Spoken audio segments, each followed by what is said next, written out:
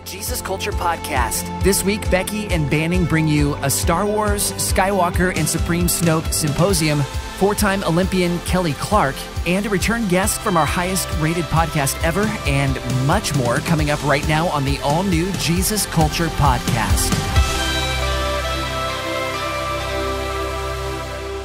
Welcome to the Jesus Culture Podcast, episode 5. We are deep into January now, into 2018. Hopefully you're having a great 2018.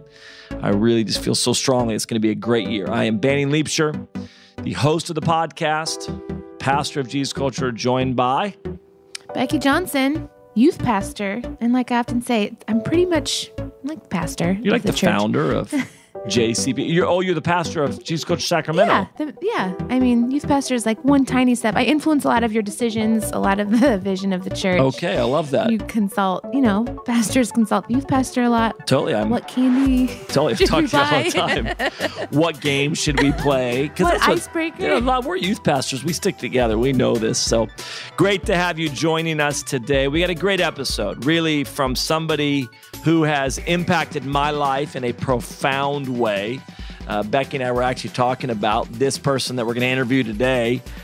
We can never seem to fully know what to talk about because he's really good at all of it and is pretty wise at all of it. Yeah. It's those interviews where you end up, like, you ask a question, then he starts talking, and then you're just kind of silent because you feel like... Totally. Or I have 10 other questions to go 10 other directions because I would really like to hear your input. So, and one of the most encouraging people in my life. But first, we wanted you to hear a clip from one of our favorite preachers who's actually going to be with us at the Jesus Culture Conference in Sacramento and the Jesus Culture Conference in Manchester. She'll be at both. We wanted you to hear just a quick clip from Lisa Bevere, and then we'll be back. All over. When I speak on these messages, the young people will come up to me and they say, I know that God has his hand on my life for something significant. And I'll say, I have absolutely no doubt that he does. And they say, but I have no idea what that is. And I say, well, you will never discover what God has on your life by looking at other people. You will only discover what God has on your life in the presence of God. When we look into his word, we discover who he is and who we are. See, there is a generation that does not know what they are called to do, because they are called to do something that has never been done before. And that is what we talk about, a prophetic generation. But instead, this generation is caught up with criticizing when God has anointed them to prophesy. They are supposed to be a generation that speaks something in the face of nothing, that speaks answers in the face of problems. But if you just want to Twitter mob it about all of the problems, then God will say, I'm sorry, baby girl, you do not have the capacity for the power I want to put on your life. So we need to get rid of this nonsense and not be people without understanding.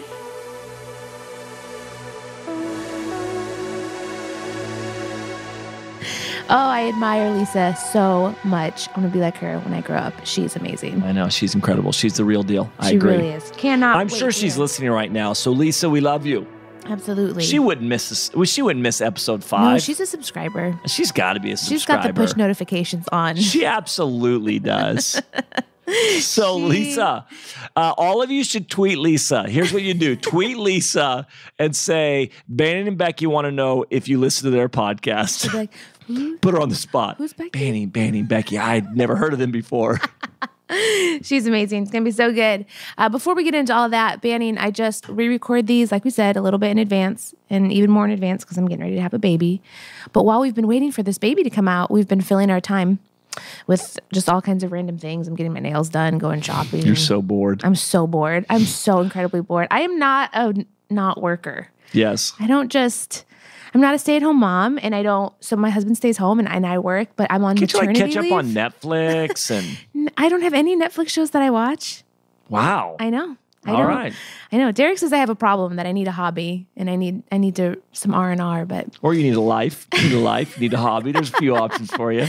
We went and saw the new Star Wars in IMAX. My husband was very excited. Yes. and it was good. I saw it as well. Are you a Star Wars fan? I am because Derek made me one. You know. Have you seen all the other episodes? I have now. So you're not a true Star Wars fan. People ask me all the time, like, "Are you into Star Wars?" And I'm like, "I love Star Wars. Like all the movies.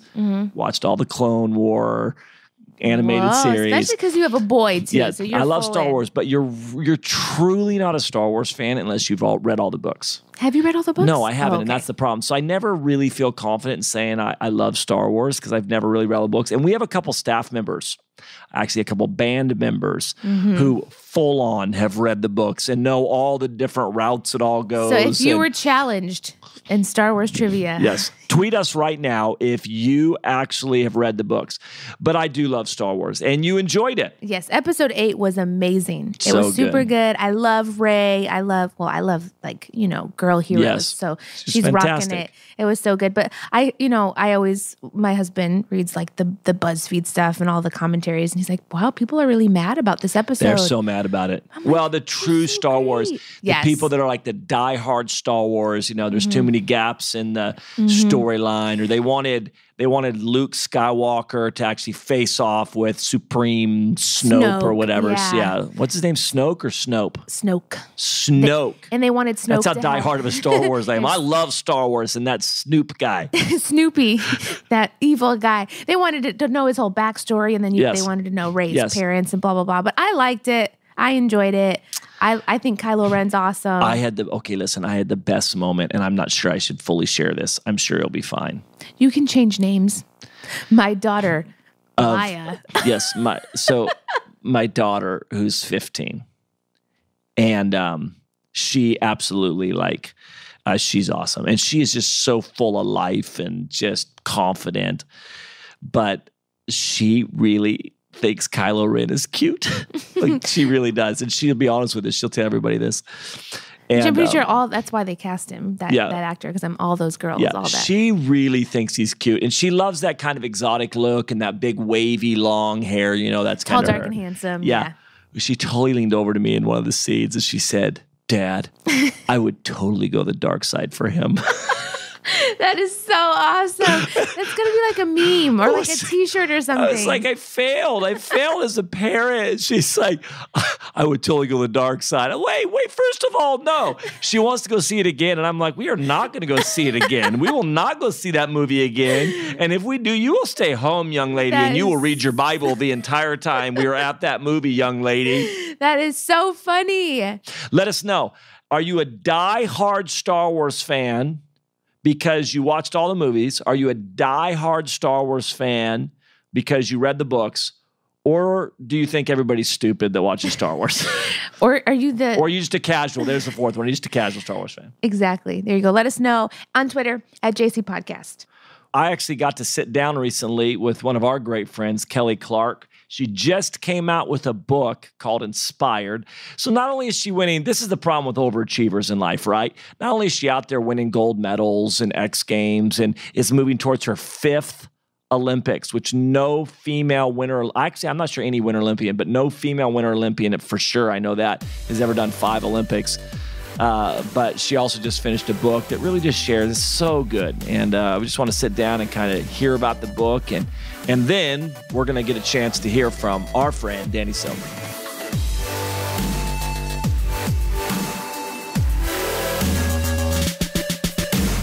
Well, one of the things we want to do on the podcast is consistently bring you books that we think you should read. And it's always a joy when it's a book that's actually a friend of ours. There's a lot of books out there that you can read that are life-changing. We just don't know the people. And then there's some books that are life-changing that we know the people. And today we get to sit down with one of my favorite people who's a regular on the podcast and is now just an author along with some other awards in your life, but always great to sit down. One of our dear friends for the podcast in Jesus Culture, Kelly Clark. Kelly, thanks so much for coming.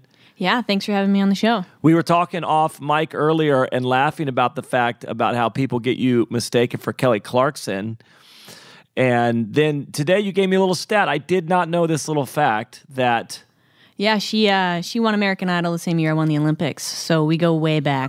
The confusion starts from the beginning. Kelly Clark's kind of path to stardom and your path run simultaneously. Yeah, Kelly Clark, Kelly Clarkson. You know, some days my Twitter is kind of awesome because people get that confused often. That's fantastic.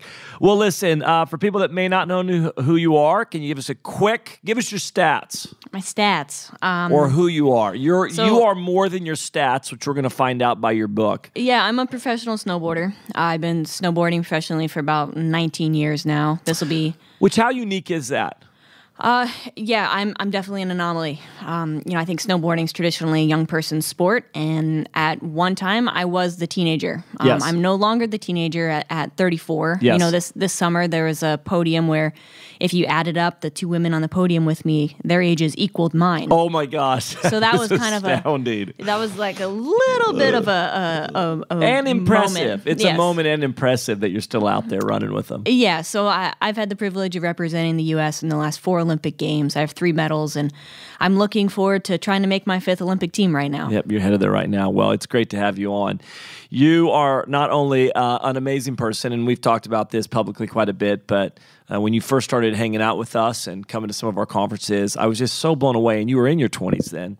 I was so blown away by the depth and the wisdom that you carried. Like, it felt well beyond your years. There was a real maturity and a depth to who you were and how you were processing what God was doing and how he works. It was really profound.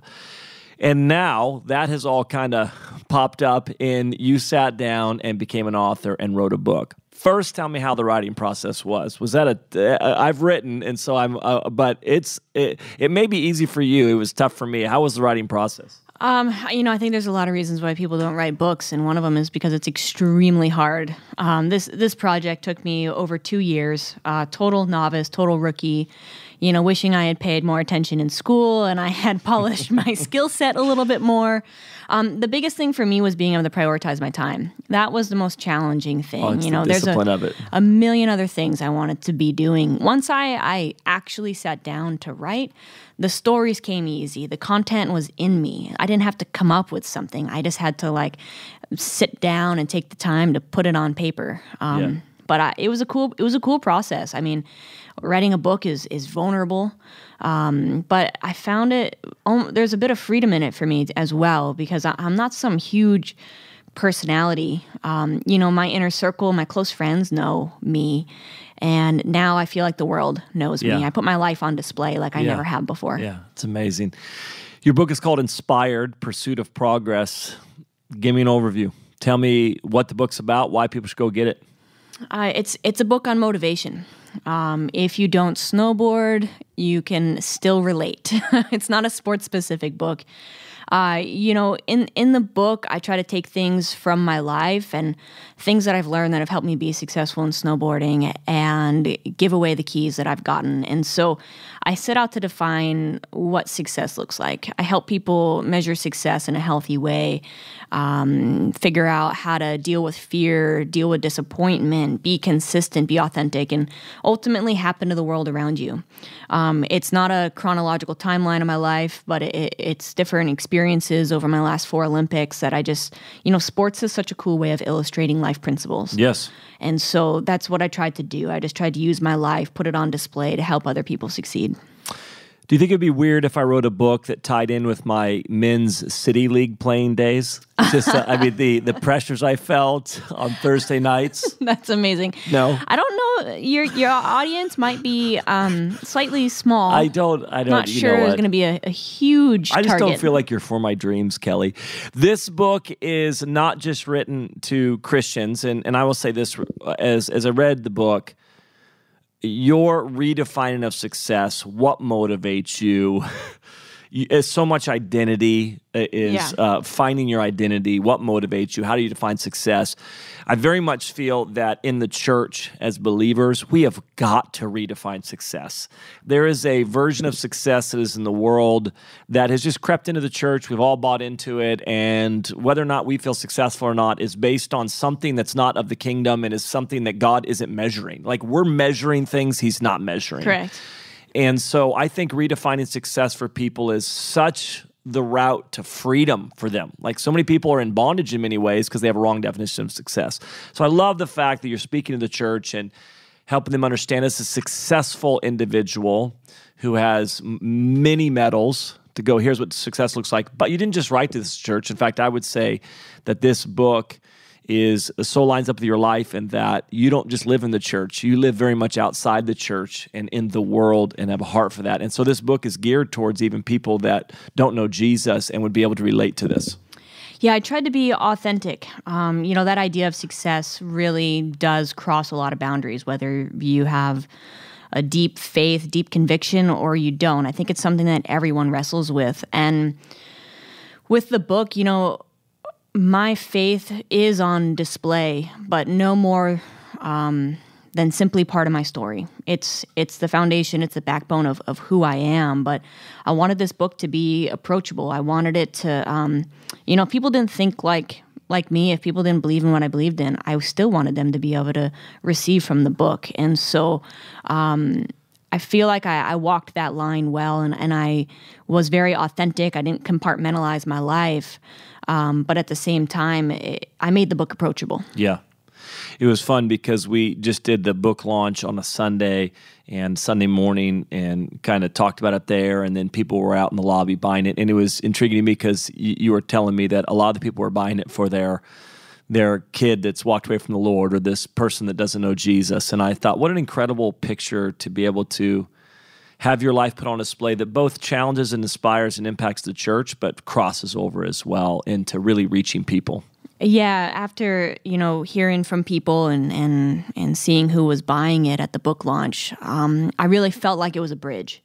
I felt like this book has the ability to bridge cultures and people groups and belief systems. I think rules are rules, but a life that's on display. It's not just a book of rules and principles to follow. It's a life that's on display, and I shared my mountaintop experiences and my valley experiences, and those, seeing someone's life lived is really what is an invitation to personal growth, personal success, and a journey that everybody's on, whether they know the Lord or not. Yeah.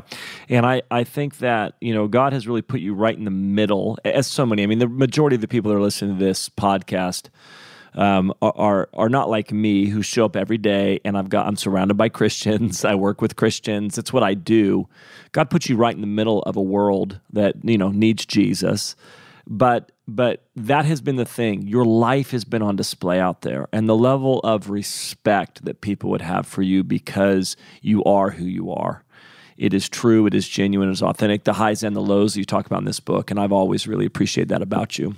Thanks. Yeah, I feel like the book's full of a lot of kingdom concepts. Yes. And if you show people the kingdom, they're going to want to meet the king. And I just tried to be authentic and put it all out there, like I always do. That is something I'm known for. But I think when people know what they're going to get, whether they agree with you or not, being consistent and letting them know what to expect almost disarms people and almost makes people feel safe. And so I enjoyed this book being an extension of that kind of principle lived out in my life. I love it. Well, listen, Inspired, Pursuit of Progress, Kelly Clark's first book. First book. And way to hit a home run with your first book. Honestly, that's so impressive. Tell me how people can both connect with you and get the book. You can get the book a lot of different places. Kelly Clark Inspired, Amazon, Target, Barnes & Noble. And if you want to connect with me, stay up with what I got going on, I'm the Kelly Clark on Instagram and Twitter. I have a nonprofit organization called the Kelly Clark Foundation. You can check that out. And I'm also on Facebook. Fantastic. Thanks so much for hanging out with us today. Thank you. Hey, podcast listeners, don't want you to miss out on Kelly's incredible book, Inspired, and we've stocked our Jesus Culture store with copies just for you.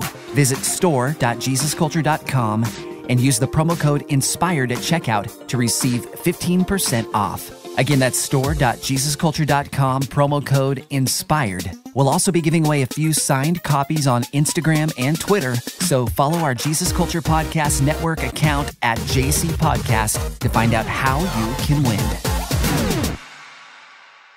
One of the things that we have said for a long time on the podcast is that we want to bring people to you that we've actually been really impacted by. And almost everybody, for the most part, that you're going to be hearing from are people that we've either drawn from or have very much impacted or influenced us. Today, I'm not sure there's anybody that's influenced me personally more than this individual. And so grateful for him and what he's poured into me over the years. Was my boss for a long time. I was probably the best employee you ever had. I think I can say that confidently for you.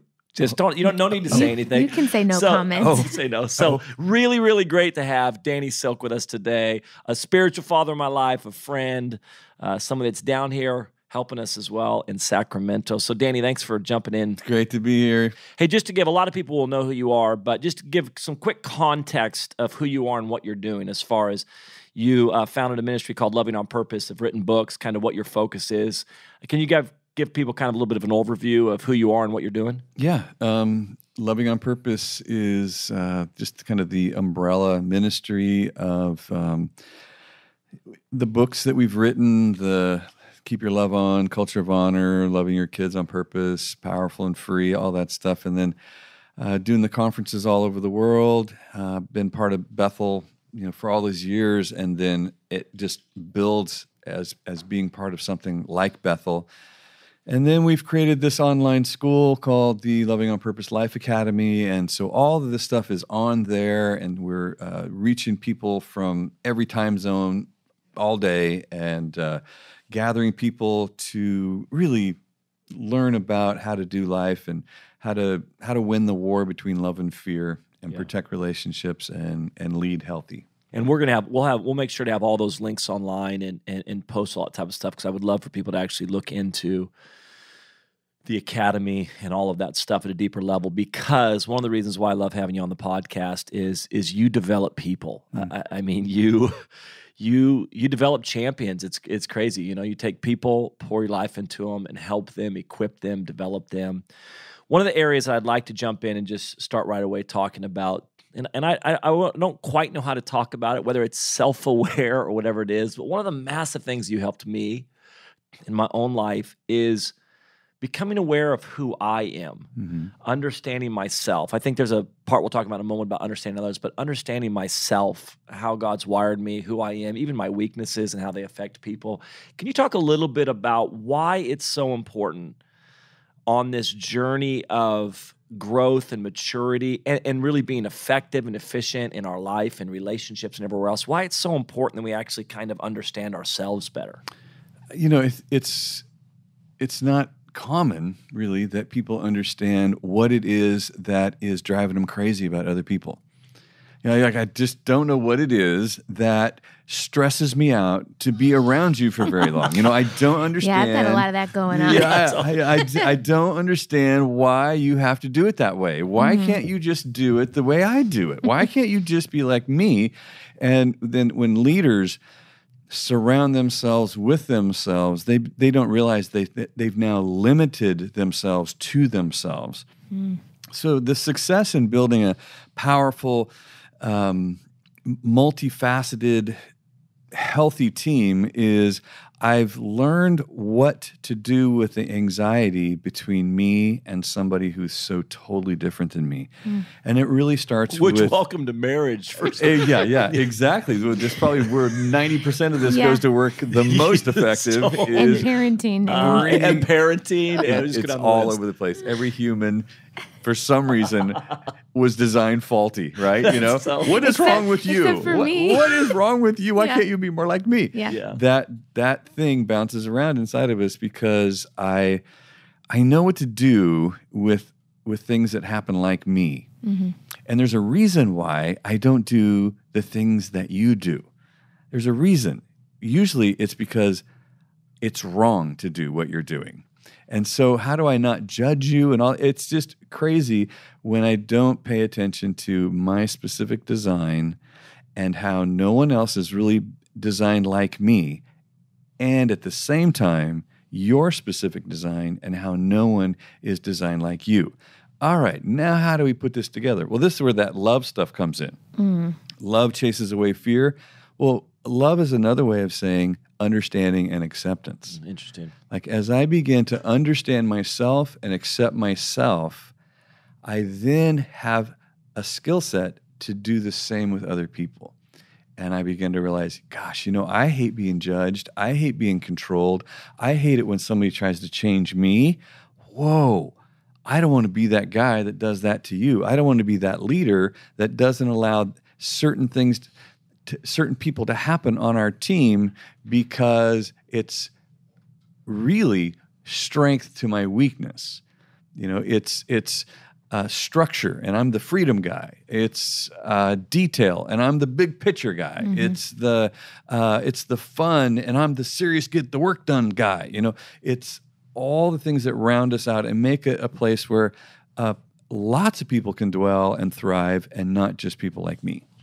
How do people go down that road? And it's interesting, even talking about, I even cringed a little bit about self-discovery, or I don't even know what the language would be because we're so about Jesus and not just that kind of like focus on yourself. But how do people go down that road of what you're describing, of becoming, well-versed in kind of who they are and how they're wired and how God made them and the things that they need to grow in, but the things that they're strong in and why they respond and react? What's the starting point for all that? Because again, most people, I would say, not so many people grow up in unhealthy homes and things like that. I don't know if we're really being taught that stuff just naturally, in the home. Parents don't really know how to do that stuff necessarily. So how do people, maybe they're like, I'm interested in that, I'm hungry for that, I don't even know where to start with that. I think that the term personal growth or leadership development, either one, I think is what is applicable, because I'm gathering information to put to work for the success of why I'm here and the people who are around me. That's what I'm doing. So as a father, as a husband, as a leader, I am gathering information throughout my life. And in many ways, I think it would just be called maturity. I'm just maturing in that I'm learning to deal with the anxieties of my own life, put them to quiet. Like, okay, I'm just quieting the anxieties by understanding what I need, what motivates me, what's so important to me that allows me to thrive. And as I learn that about myself, I think, I began to create those same opportunities, or I could create those opportunities. Maybe I still have some other constraints that keeps me from developing people too richly. But I think our culture is very much about honoring each other and creating powerful people. So tools like the DISC assessment, that was a simple one. It's got 4 things to remember. Myers-Briggs is another popular one. It's got 16. You have 16 combinations to remember and to become aware of. And then there's Strength Finders, which has 34 categories and different things. So it really depends. And then there's a lot of other people that do personal coaching, that sort of thing. They start gathering all these tools, because one of the keys to personal coaching is this very thing, and that is, do you understand who lives inside your skin? Yeah. Can you get comfortable with that person? Because until you do, you're never going to really help other people be comfortable around you. I love your take on the concept of, like, why would we focus on this? It's for personal growth. Like, we want to mature, we want to grow. Mm-hmm. And so it's really about that. I remember as we even jumped in, it was weird kind of beginning to go, well, let's look at some DISC tests. Let's look at some of this type of stuff. Because it feels like, well, is this replacing the Holy Spirit? Is this replacing God transforming my life? So there was kind of some resistance around, like, I don't know where this fits in, like, my walk with God and Him being everything. And then others would get into it and it'd be like, well, you can't stick me in that box. Don't stick me in that box. That's not my box. And then others would like use it as like an excuse to like, see, look at that, like the impact I have on the environment that's negative.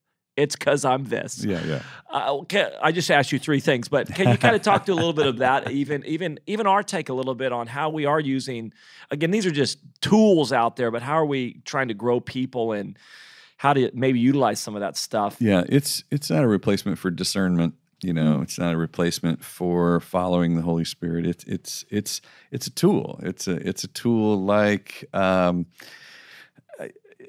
a fitness exam. Like, you're going to have to do these certain things. We are looking for something. When we're building a team, we really are looking for somebody who has a specific skill set that's going to thrive in the spot that we put them in. We're not just looking for a warm body. We're not even looking for somebody who has lots of experience, because maybe they did something for a very long time to make money, but they hated it. Mm-hmm. But they made money, and now they need another job, and they're willing to keep doing that. In other words, they don't feel alive in what they're doing. And neither do the people that they're leading. Yeah. The people that they might have a competency set, but they don't have the design to match it. And so that's really what we're looking for, is we're looking for people who are going to be in a relational role and counseling people and tenderhearted and long-suffering and understanding, but have healthy boundaries and good communication skills. We want to make sure that they're not designed to deal with numbers and facts and data, and they thrive in a room by themselves. Like, oh gosh, I could get to a much smaller group of potential employees or team members just by knowing some of their design. Yeah. And where people feel alive and where people thrive, and really our job to come alongside people and help them find that place where they thrive and feel alive. Mm-hmm. Banning mentioned, all those different questions he's peppered you with, which I won't do that to you, Danny. I'm a great One at a interviewer. time. Yes, absolutely. But something that I have seen a lot, and something I try really hard to be aware of for myself, is we take these assessments, we go on this journey of self-discovery, and, it feels good to know what's special about you. Like, oh, this is the way I'm wired. This is why that thing bothers me.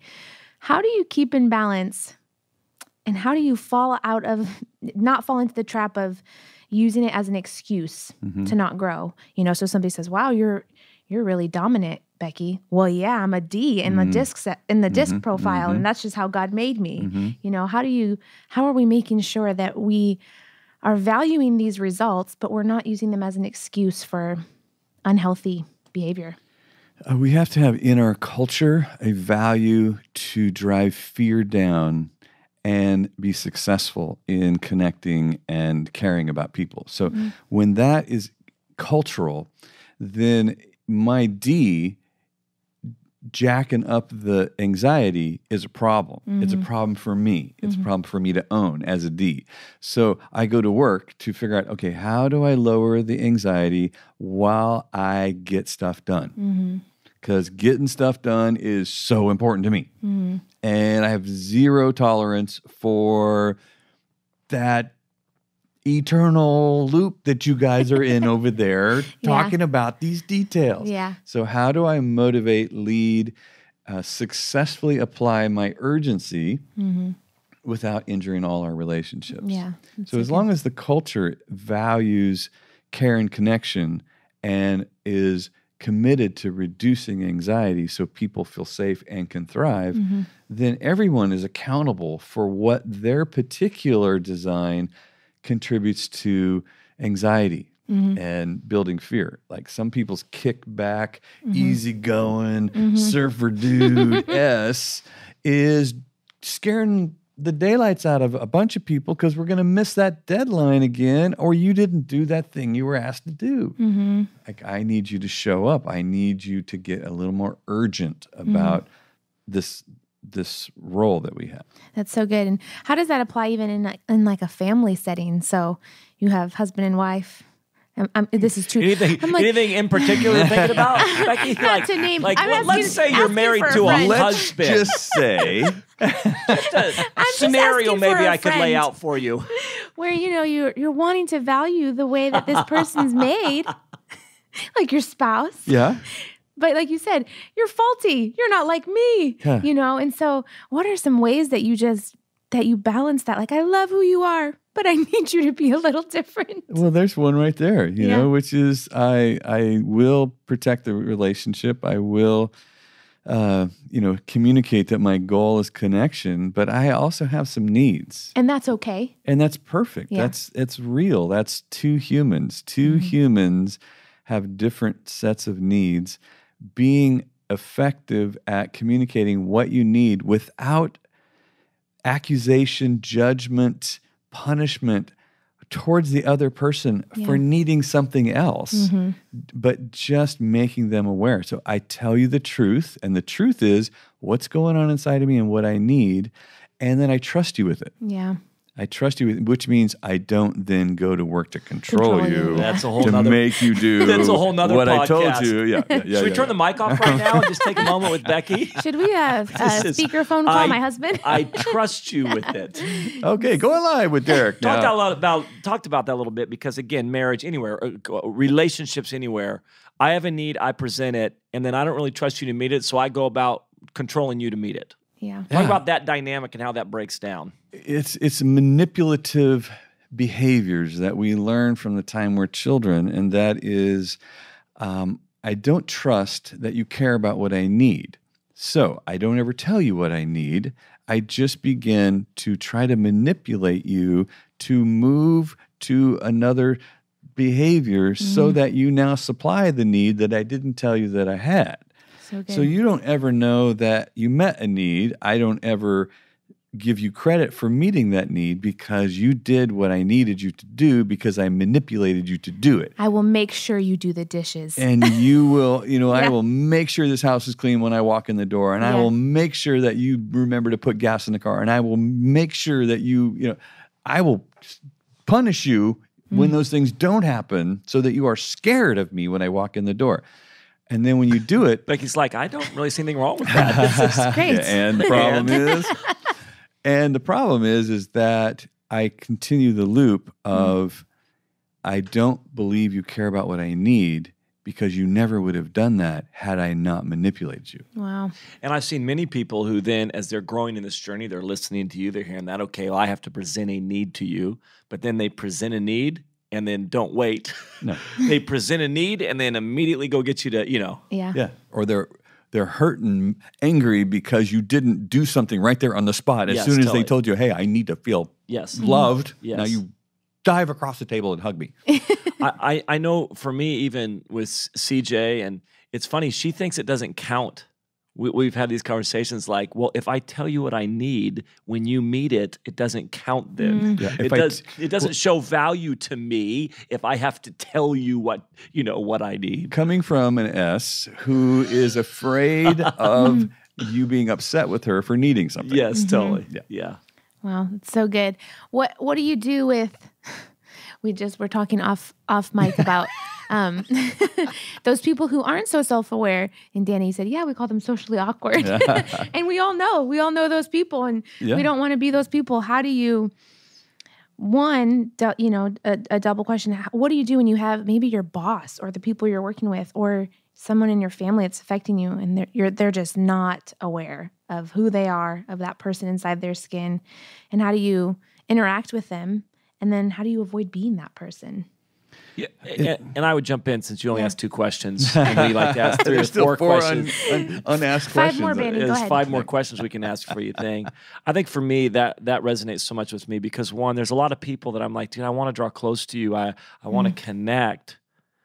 But man, you feel so unaware at some level of how you're impacting the world around you and how people are encountering you. So I don't know what to do there because I want to draw close to you, but also for me, I don't want to be that. And I think over the years I wrote, wow, I run people over, or I don't listen, or I cut them off, or and you're like, oh, I don't even know I'm doing that, and I don't want to do that. I want to understand, me better in that area because I don't want people encountering that with me. Maybe just talk through that concept. Well, it comes back to having a culture for a value of lowering anxiety and increasing connection, and if I am unaware of how much anxiety I am creating around me, there has to be some mechanisms, or I don't have a value for lowering anxiety. Yeah. So we don't have a culture for connection if you keep blowing up the connections and you stay empowered. So that's the catch-22 is if it's the boss or the parent Right. who is blowing up connections and jacking up anxiety. If I've surrounded myself with unhealthy people who have high levels of enduring disrespect and irresponsibility in others, and that comes from our family upbringing where maybe one of my parents or both my parents did nothing about disrespect as it was happening in our environment. So we just build a tolerance for enormous amounts of disrespect, dishonor. Then we go find an employer or a spouse who will max us out, and we're like, oh, We don't know what's normal and healthy. That's what's normal to us. High levels It's not of healthy, disrespect, but yeah. that's what's normal. Right, yeah. So we carry this massive capacity for dishonor and disrespect, and we don't confront it because it'll pass, and this is how I get a paycheck, and I can't quit because I have kids, and I have to, da-da-da-da-da. So I make all these excuses to keep these high levels. But if I'm actually getting healthier, I begin to realize I'm going to address that as much as if, I had an employer who in our meetings would just poop their pants. They just poop right in the meeting. They poop their pants. Well, now, how long am I going to stay in this room? Right. How long am I going to just tolerate that? What? And then every meeting, you're going to poop in your pants. You are 50 years old and you are pooping in your pants. What is going on here? Yes, I love this. That is if I grew up in a house where that's what happened since I was little, Wow. then this is normal. Wow. But somebody walks in the room and has not been around that, bam, right out of the gate, they notice, whoa, who pooped their pants? Why is everybody sitting in here? Yeah. What is going on? I am not choosing this. Yeah. And I realize I have a choice and a decision to make, while the rest of the people sit in there voluntarily. They voluntarily stay in that environment. And we can write books about cultures of honor if we want to, but never actually produce one, because of this very fact that we're not committed to low levels of anxiety and high levels of care and connection. Yeah, I love So that. good. Let me shift gears a little bit as we jump into the second part of this thing. Dreams, something that you've championed and really maybe one of the best I've ever seen at helping people find their dream and go pursue it. I mean, you are a champion of people when it comes to what's on their heart. I love it. A lot of people out here are just going through life, but maybe don't know what the dream is in their heart, and therefore they're not pursuing any dream in their heart. Talk a little bit about why it's so important to know that dream in your heart, and why and how it kind of motivates us, but also how do people find that? So a lot of people are like, I'd love to be pursuing a dream. I don't even know what that would be, or it feels like not possible. How do you get people moving towards that thing of just pursuing the dreams that God's placed in your heart? Yeah, the hope deferred makes the heart sick, passage in Scripture where we don't realize the consequences of giving up on our own dreams or shutting down who we are. So it's very much tied to what we've been talking about, in that once I have permission to be me the way I was designed to be, things begin to open up around. This explains why I hope for these things. This explains why I have these dreams. And that's, I think, as we get to know each other, we begin to realize that's why you have those dreams. That's why my wife dreams for those things. I have zero desire to have a puppy ranch, but you just described CJ. You have just died and went to heaven. I can't believe that's a dream of yours, because what I want to do is I want to move to Nigeria and preach the gospel. Like, wow, okay. I just want to have a clean house. With a puppy ranch. dream. You want a puppy ranch, clean puppy ranch. Yeah. So I think these two conversations tie in together so well, because once I realize who I am, how I've been designed, what motivates me, what rewards me, what I need that's unique, that starts helping me have permission. Yes. And then once I have permission to happen and I look far enough down the road, I can see things that would delight me, So as I delight myself in the Lord, He will give me the desires of my heart. He has designed me to express who I am by the dreams that I dream and seeing them fulfilled. So once I appreciate that about you, then I start to understand that we have to create an environment, a family environment, where each of my children's dreams can happen in their own lane. And I am now looking for how this child, if I raise this child in the way that they should go, which is really the design of who they are, what it is they are wired to pursue. If I raise my child in that way, they won't veer from that. Wow. Because there's a carrot at the end of their destiny, and they have been designed to pursue that throughout their whole life. This is a little bit of a sticky one, but sometimes because again, we're big dreamers. I'm a big dreamer, want people to dream and pursue their thing. And then I run into people where it doesn't feel like a dream, it feels like a fantasy. And that's my own language. It's not biblical language. Sure. I don't quite know how to put that, but like literally it's either like so kind of out there and you're like, gosh, I don't like, or Too much dreaming. Yeah. Or it's just not them. I don't know how to describe that. I remember sitting down with a lady, a sweet lady, and she just really wanted to be a professional musician and singer. And I heard her singing it was not good. Like, and I'm not like critical, it just wasn't good. And you're like, and she was so passionate about going there. And it's like something's off somehow. It's like, maybe your dream, but man, God did not gift you with whatever you need. Mm-hmm. Can we talk a little bit about that? Because I want people to dream and run. And then I also somehow want, it's funny because I'm like, I don't want you to live in reality. That's not what I'm wanting, because I think God just busts those things open.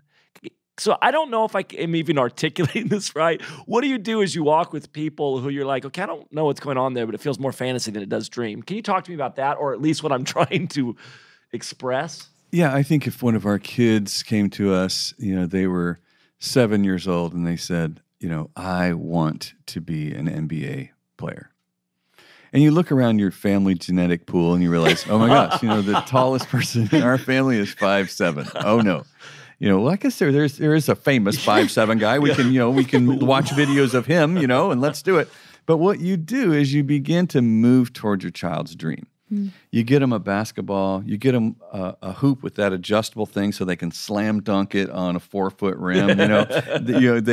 You begin to pour into and hope with them, and it's life. Life goes to a certain place, and then there's a fork in the road, and that's reality and fantasy. But we push that thing as far as it goes, because who knows? Maybe my son is that next 5'7" NBA guy that nobody thought would be there. But we got to push it to that fork in the road where we realize that, nobody's picking you to play basketball. Right. You know what? You cannot dribble with your left hand very well, no matter how much you practice. Yeah. You don't have a jumper because you can't throw the ball over that guy in front of you. It's just, but you know what? I'm hoping with you. I'm walking with you. And now, if you couldn't be an NBA star, what would you do? What if people are like, that just feels silly? Which part? That right there, like people that are maybe just more like, that just doesn't feel real. Like, well, they don't have children. That's probably true. My daughter right now, she's 4, and she wants to be an elephant when she grows up. See? So we're going for it. I'm getting peanuts. And if you just teach her, just put a peanut on the floor and say, honey, you got to pick it up with your nose. You got to pick it up with your nose. Yeah. What are some things in your experience with people in your years of ministry and pastoring that keeps people from even dreaming? Is it, just practically so our listeners can identify, like, maybe that's what's going on in me? Is it fear? Is it, I was never asked what I wanted to be. I was told I was going to be an accountant by my dad. Therefore, that's what I am. Mm-hmm. What are some things that are the roadblocks to people dreaming? It's probably primarily fear, but the fear source comes from so many different avenues. You know, if you're in your 40s and older, and you were raised in the church, then you were trained to believe that your selfish dreams are of the flesh, and you need to deny the flesh, and you need to pick up your pastor's dreams. Wow. Yeah. Amen. Our lead pastor For says, everybody listening that attends our church, amen. Thank you, Danny. We can end right there. And so you have a guilt complex around happening. You know, you've been trained by your spiritual fathers and leaders that it's actually evil to have dreams. Wow. So you need permission. You need to break from you're on this planet to help your pastor happen to you're actually on this planet so that God can happen in you and through you, with you. There's people that have been really, really, really heartbroken, disappointed. yeah, I was gonna ask about Divorce. Yes. You know, children walked away from the Lord. that. They bankruptcy. attempted and they failed. You know, they were in a career or whatever, and bam, it just came to a sudden end. Maybe health, whatever it is. So I've become afraid of ever being that vulnerable again and putting all my chips in the middle of the table and watching me not win that pot. Like, oh, I don't know if I can ever recover from that. So I'll just pull way back here. I'll have a little tiny life that I can actually control and I won't risk. I think it was Bob Jones. Chris Valentin wants credit for it, but I think it was Bob Jones that said that the dogs of doom guard the door of your destiny. And so there is this terror, really. The closer you get to this door, there's a terror that you have to push through to step into this dream happening. And lots of folks just are unwilling to face the terror, and they haven't heard those dogs bark in a long time because they are nowhere near their door. Wow. Yeah. I remember going through, it's interesting you mentioned that, going through a crazy tough time in 2012 and, you know, experiencing things not go well. And then I remember a couple years later, we were kind of dreaming again about maybe doing some stuff that felt like 2012 again. And every time I think about it, I just could feel this like anxiety. And I was just like, what's going on? So I was sharing with some friends over in England, and one of them said, he said, I just read an article about a soccer player.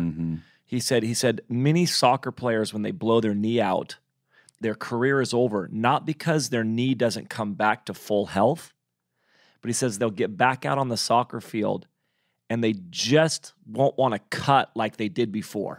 They don't want to cut on their knee like they did before because they're just subconsciously so afraid that the same thing's going to happen. And I thought, oh my gosh, that's me. Like, I don't want to just cut on that knee again because it got blown out, and I'm just, is that going to happen again? Yeah. It's so intriguing what you're saying, that it is that risk, and that it's all trust, isn't it? So much of this stuff is just based on trusting the Lord. It is. Trusting the Lord and redefining success and all that stuff, but just trusting the Lord in this stuff. But it is amazing. That's a big heart of mine, that people would dream again, that they would actually go after that thing. And the hope deferred piece is what makes our hearts sick. You know, and if you think about that, that means that sickness is pumping through your whole being. The toxins that come from that fear, that come from that injury, the trauma, your heart is literally just pumping it through your every perception, emotion, thought of that risk ever happening, you know, risking anything that could lead to that kind of injury again. And so I lose that competitive edge. I lose why I was out on the soccer field to begin with. I lose that because I'm trying to protect myself from something that, you know, there's no way you could have protected yourself from it happening the first time. And what's the remedy? What's the remedy from those toxins? Is it love? It really is pursuing dreams. That's why I don't think there is one dream that people have. You know, when I had this revelation about the dreaming, it was the Lord saying to me, write down 100 dreams. Yeah, wow. Write down 100 dreams, which starts to unclog your pipe, you know, because you think you can just sit down and do it. You don't just sit down and write down 100 dreams. Wow. You sit down and you think about 10 of them. It's hard, yeah. And then you can't 100? come up with any more. You're like, whoa, I thought I was a dreamer. What happened? And it's because you can only carry about 10. Wow. And then you have to actually go back in there and dig deeper. But it puts you in a rhythm and a process of permission to watch the goodness of God hit your life. Wow. That's so Danny, good. you talked about this at the very beginning, and we'll make sure all these links are up. But can you just very briefly again tell us about the Life Academy and how to sign up for it and what they're going to get from it? Yeah, Loving on Purpose Life Academy. Just go to LOP Life Academy or lovingonpurpose.com, either one of those, and you can find out all about it. It's there's a whole bunch of stuff on there, but I think if you're interested at all in learning more about relationship building, family culture building, or leadership culture building, this is for you to go. Go check that out. And there's something called Culture and Conversations on there, which is me just putting up videos of me talking with my friends and different topics from family life to leadership issues. In different countries, it's from all over the world, but it's where I participate. I show up in the Culture and Conversations threads every day. I'm on there, unless I'm trapped in an airplane and I can't get out. But as soon as I can get back, I'm on there. So, Loving on Purpose Life Academy, great stuff. Highly recommend it. Thank you so much, Danny. We really do appreciate you taking the time. You were previously, the last podcast you did was the relationship Q&A, which just blew up, and we were like, oh wow, people.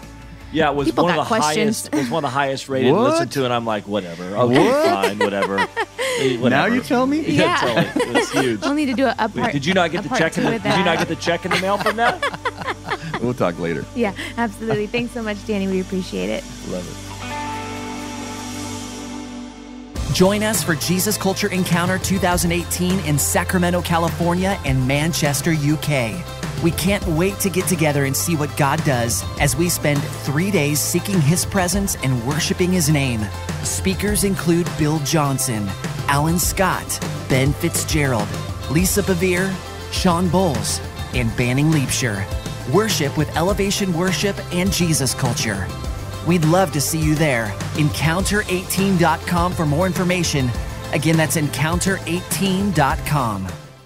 All right, guys, thank you so much for joining us for episode 5. Such a good episode with Danny.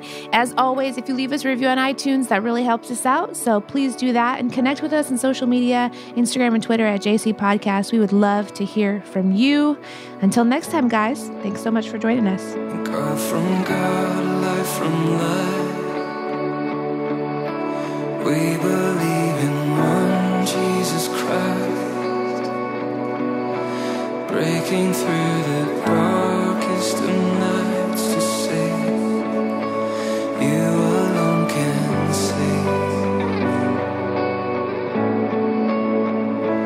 Hope of hope, strength of strength. All our sin is dead in the grave. Only